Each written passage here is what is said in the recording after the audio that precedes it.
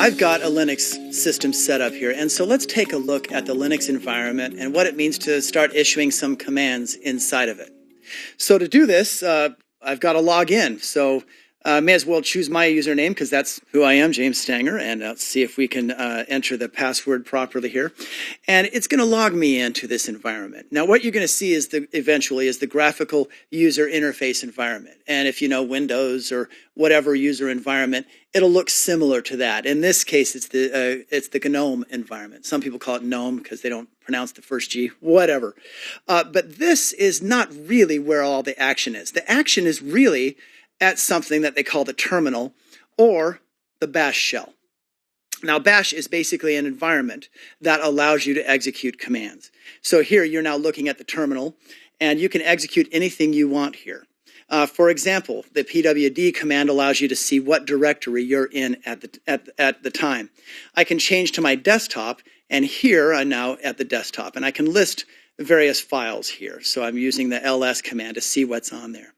Now, one of the things that you can do is you can issue various commands here. For example, if you want to see, once the system has started, and you want to see what has happened, you can look at the var log messages file. And you can use that, look at that using various commands. For example, the ls command. Now notice what just happened there. It won't let me. That's because I am a normal user. I'm James on this system. The messages file is something that is owned by a more advanced account. In this case, really the root account. So in order to view that, I have to issue something called the sudo command, which allows me to assert root privileges. Now you have to know the root account password, which, because I administer this system, I happen to know. So now I'm able to look at that particular file and look at the contents of it. There are a lot of different commands that you can use to take a look at any file you want. There's the tail command, for example. In this case, I'm going to use the tail command to view the end of it. Oh, well, let's see here. What have I done here? Yeah, it probably would help if I use the sudo command again. And now I'm looking at the very end of that file. And as anything gets added to that file, I can read it as I go. So there are various commands that you can use. In this case, I have to end it with the Control-C command. Now, as you are working in the shell, you are often going to be editing and modifying text files, and you can do that with various commands. The tried and true ones are VI and Emacs. In this case, I'm going to do a simple hello world kind of text file. I'll call it james.txt. And so I am now in my own directory. I'm in the desktop directory, and I can edit this file as I want. I can edit insert mode. I press I, and I can say hello world. And then let's see, there we go. Now to get out of it, I press escape. I hit that, the colon key there. I hit W, and I can even hit Q, and I'll hit the exclamation mark just to say I'm really serious. And now I have created that file. And I can use the cat file to take a look at that, and look, you now have seen the contents of that file. Now there are various commands that you can issue, in addition to the ones that I've showed you, including something called the top command. The top command basically gives you a nice little graphical, in a sense, look at all the processes that are running on a particular system. In this case, you can see that I am running the X file. X files. Suddenly, I'm Mulder or Scully or one of those. But you're seeing the X system running. That's basically the Windows system running the real fancy little graphical user interface. So in this case, what you can do is you can get into a login system, open up a terminal, and then you can start navigating the command line, because that's what bash is all about.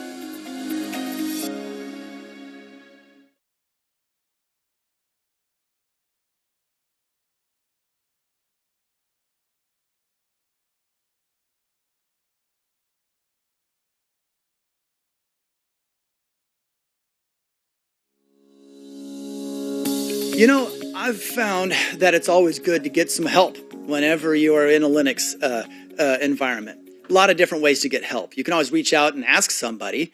That's always nice. But if you can't reach out and ask somebody, you have some very good resources right here on your Linux system and on the interwebs, on the net, to help you out. So the first resource that you can really take a look at here on a Linux system are the man pages.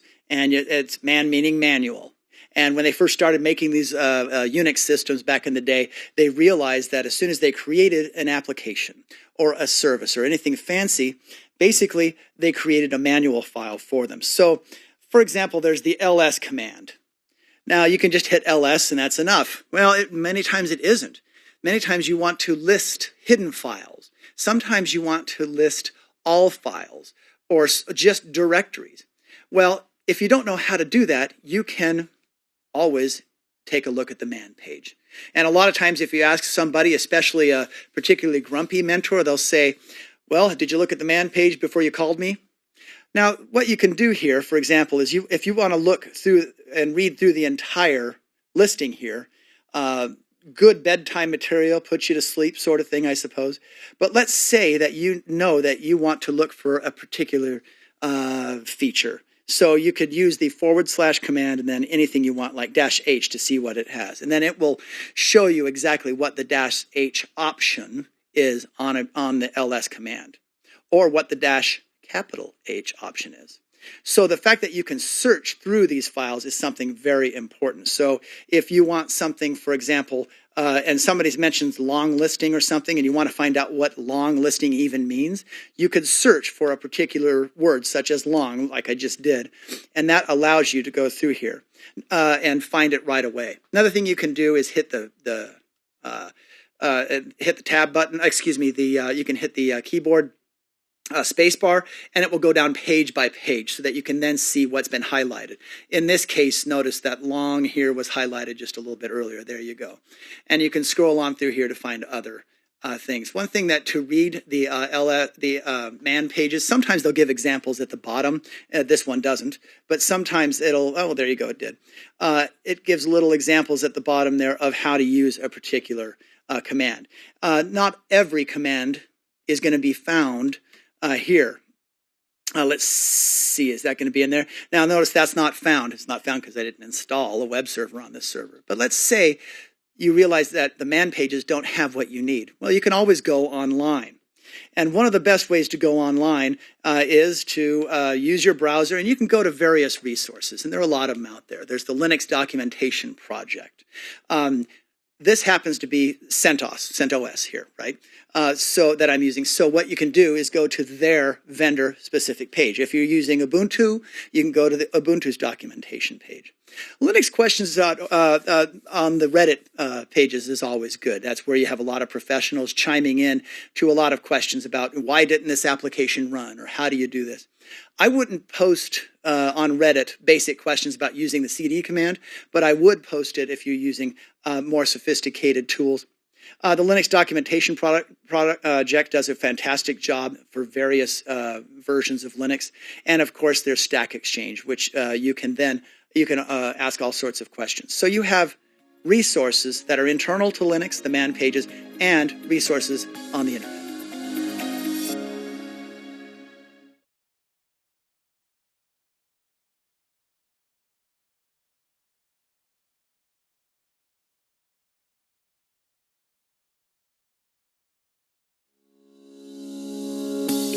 You know, folks, there are a lot of times when just working as the traditional standard user won't get the job done. For example, if you need to restart network resources or stop and start a network daemon or server, a web server or whatever, you have to have root privileges to do that.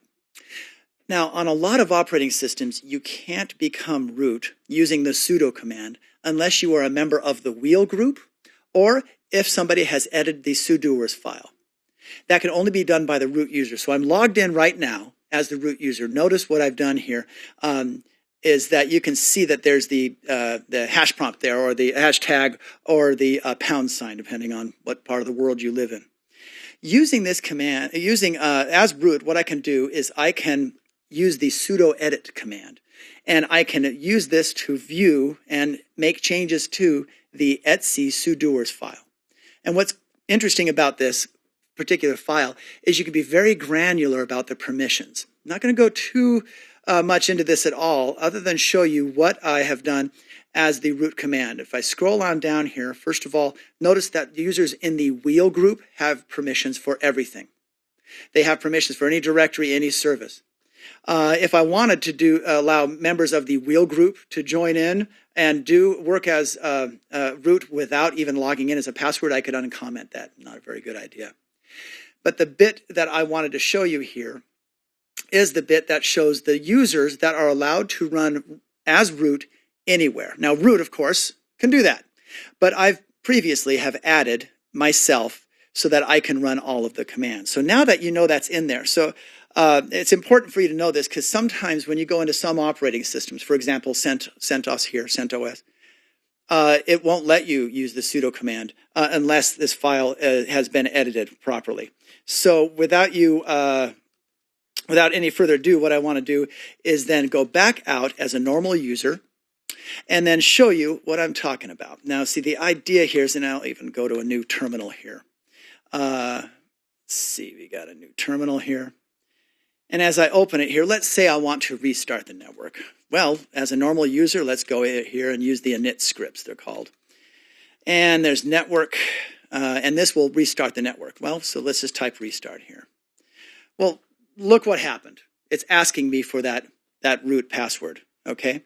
So I can either escape out of that because I don't have the root password, or I can use this and use the GUI version of that, which is fine, or to avoid that, I can simply use the sudo command. So sudo is here, and notice that it's asking me for the password, and it's asking me for that root password here, which I know because I'm the root user, and now I have restarted my network services. And in this case, I'll run the ifconfig command, and you'll notice that in restarting the network services, I have an IP address and I'm ready to go up on the network. So this is just a simple example of what it means to use the sudo command.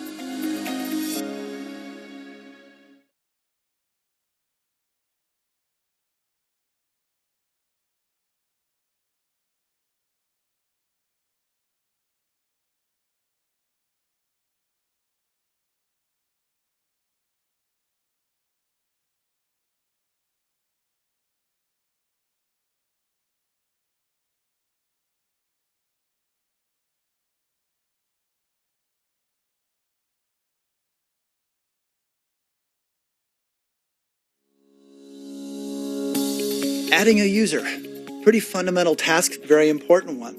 Something that can be automated, but let's do it the old-fashioned way. And there are a lot of different ways to do it. You could use the add user command or the user add command. How about that? There are two different things. As a beginner, I suppose you could start by using the add user command. That's because the add user command does a lot of the work for you. The user add command will add the user and that's it. But with the add user command, if you issue it, and again, you have to issue it using the sudo command or as root. Let's see, it would be helpful if I actually specified a user. We'll specify a user here. So I've just added the username Katie. Now notice what's happening here. There are some scripts that are running based on the add user command. And it's asking me, well, what is Katie's password going to be? So I'll give her a password and it's going to say, did you type it correctly? Let's see if I did. Look at that, I did. And I'll do it as Katie H there. Let's see, a room number. I'll just do 1234. Work phone, 555-555-5555. Home phone, we're not even going to answer that. Other, not going to worry about that. Yes, the information is correct, and we have now added a user. Now, you can tell that a user has been added in a lot of different ways. One, you can read the password file. Now, the password file, there's the root user that's there. And if I scroll down, there's all sorts of users on any Linux system. Users, anytime there's a server, a service, anything, will have its own username. But in this case, let's see, where's Katie? See if I can find you real quick. Let's see, password, grep, Kate. There. That is, I've just done a command that basically read the etc pass file, and then password file. Then I've done a little teensy search here, and notice that she's been added here, this username here. Now, what you can do is you can log in as Katie, and so there are a lot of different ways you can do it. One way you can do it is log in. To log in as Katie is to do this. Let's see, sudo-u, which allows me to specify a username, and then I'll specify I, which allows me to log in interactively. And look at that, my terminal has changed from James here over to the username of Katie. To get out of that, I exit back in. So you now have seen what it's like to create a username.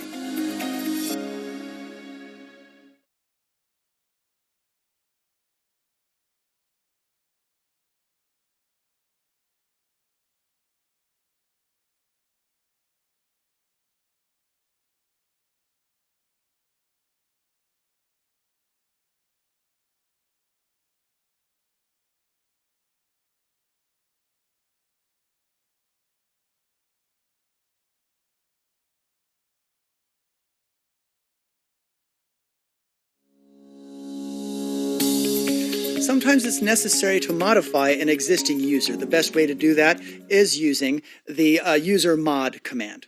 And the user mod command here is something that allows you to change features of a particular account. In this case, let's say we want to change a particular user account to expire at a certain date. In this case, 2021, a specific date. You use the -E option. You hit enter and you've now made it so that this account will expire on this date.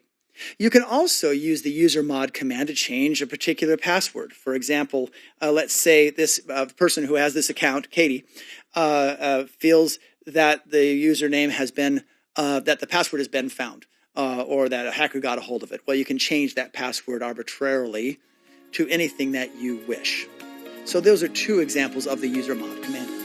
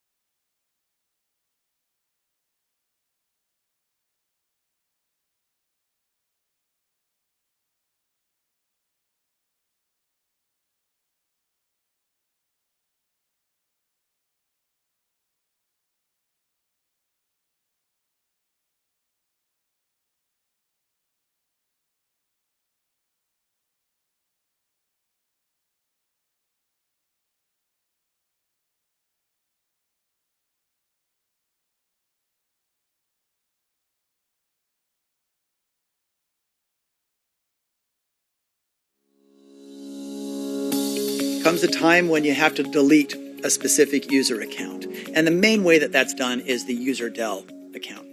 So let me show you a couple of things. First, we have a defined user here, and I'm going to show you that this user's information is in fact on the system. I'm using the cat command that reads text files. And I'm going to read the specific etc password file there. And then I'm using the grep command to read inside of that file and look for that specific set of strings, Katie. So I hit that, and notice, looky there, there's an entry there for Katie. Now, if I want to get rid of that account, a lot of different ways to do it. You have to do it as root, so I'm using the sudo command. Then you can use the user del command. See if there we go. And I could just specify, if I wanted to, the username of Katie or whatever user you want. Now, if you just specify the username without any option, it will get rid of the username in the password file. It'll get rid of the password information that's in the etc shadow file.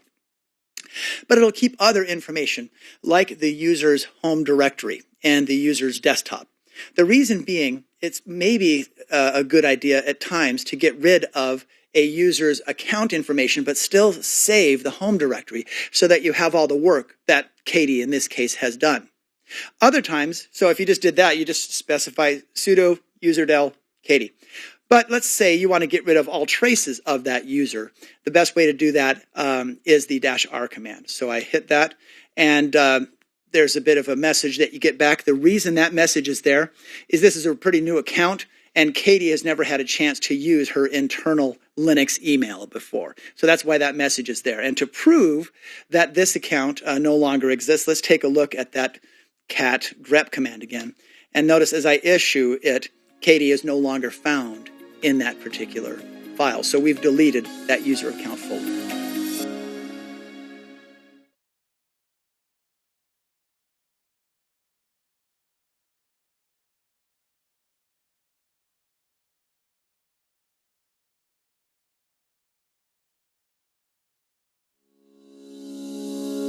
Well, sometimes you have to mess around with groups. That means you have to create them, sometimes rename them, sometimes get rid of them. So let's see how that's done.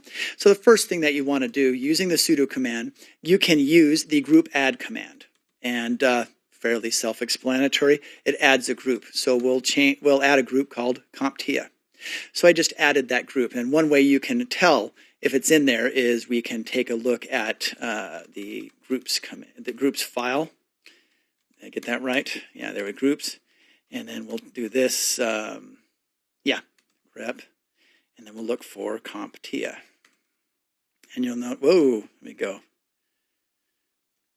Let's see, it's group. I always think it's groups. So look, I just added there. So I just read the contents of that file, and there's its group ID. Well, this group isn't doing much right now because there's no member of the group. So to do that, you could use the user mod command, and I've already created a command here so we can do it very quickly. Using the sudo command, you use the user mod command, and you better use not only A, but also G. These two options make it so that the username Joel is being added to the CompTIA group.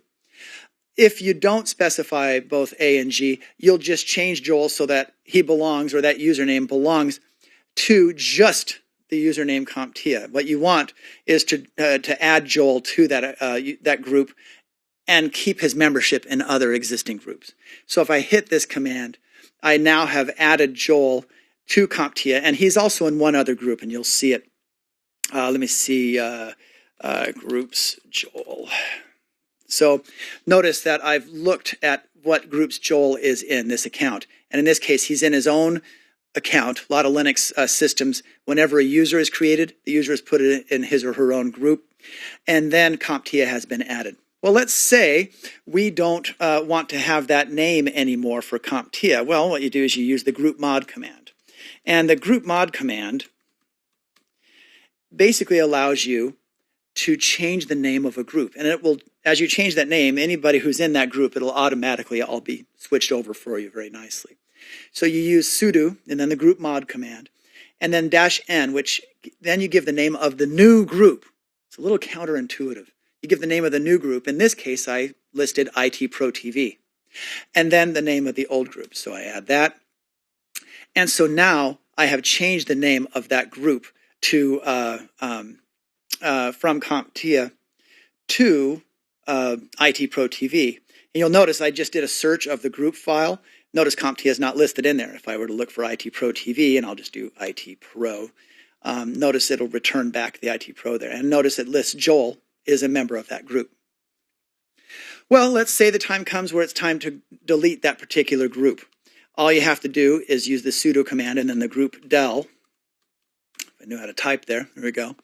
And then you specify the name of the group. Now remember, I renamed, I should say, the CompTIA group to IT Pro TV. So if I were to type CompTIA there, it wouldn't work. It'd give me an error message. In this case, IT Pro TV auto-completes because it's reading the group file. So I hit enter, and now IT Pro TV and CompTIA are both no longer there, you'll see. So the idea here is that you can modify groups using these accounts so that you can better manage the permissions of the people who are inside of those groups.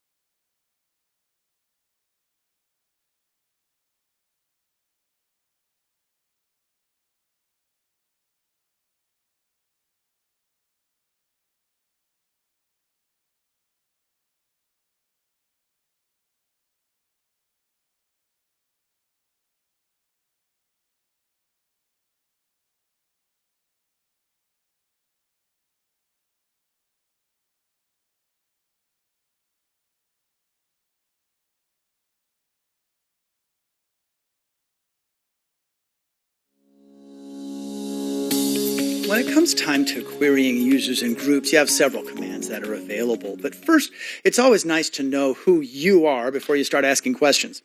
The reason I say that is because as you work in the command line, sometimes you're asserting root privileges and becoming root. Sometimes you're becoming other users.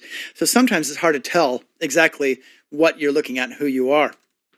You can use the who am I command, and that tells you right away who you are. So if, for example, if I wanted to log in as another user, in this case, I'll pick on Joseph, and I'm going to log in there as Joseph. Now I'm going to type in who am I, and you'll notice that I am now Joseph. Now this particular command prompt makes it pretty obvious, doesn't it? Before I was James, then I became Joseph here, and I'll exit out of Joseph, and I can type who am I here. But this is sometimes very useful as you log into remote systems, as you log into other users, just to make sure you know who you are as you're changing permissions and doing the work that you have to do. There are times when you might have to reboot your system or stop it altogether. And when you do that, it's kind of nice to know, well, who would I be interrupting? What other users are logged in? You can find out what other system users are logged in and what they're doing by issuing the W command, for example, or even the who command. By specifying A, it gives you a lot of information about what exactly this user is doing. In this case, I did it for myself, and you've basically got, well, we got a system that booted, it booted at run level 5, and it's got several terminals open. So this way you kind of understand what's going on in this particular system. One final thing that you can do, clearing the log file here, is you could type in last, and this tells you very quickly, do that a little more user-friendly way. You can take a look at, in the last command, it'll tell you who logged in last and when. So in this case, James has logged in, and he's still logged in, that's me. This also tells you when reboots have happened and which users have been logging in over time. So these are very nice ways to query not only users but also groups and what they're doing on your particular system.